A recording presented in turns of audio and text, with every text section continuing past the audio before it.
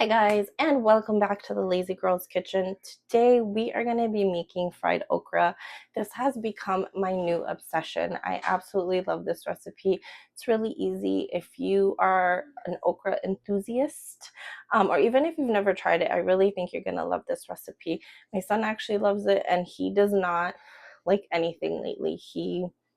He won't touch anything except for cucumbers. So the fact that he'll eat this is like a big bonus for me. So I'm excited to share it with you. Again, it's super easy. It comes together super quickly. I do get a lot of questions of what I do if I have stuff left over. I actually just put it in the fridge, and then when I want to reheat it, I reheat it in the oven at 375 until they're crispy again, and they taste just like they're fresh off the pan. So grab your ingredients, put on your aprons, and let's get started.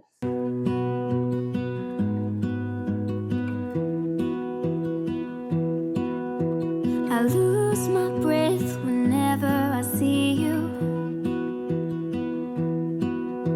You stole my heart, what is it that you do?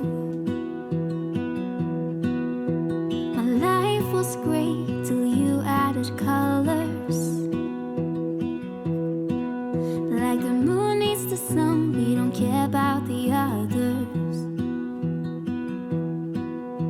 You set my world on fire. You're my heart's desire. I just wanna love you, just wanna hold you, just wanna be with you till we grow old. Please tell me you'll stay or take me away. I want you for myself every single day. You set my world on fire. You set my world on fire.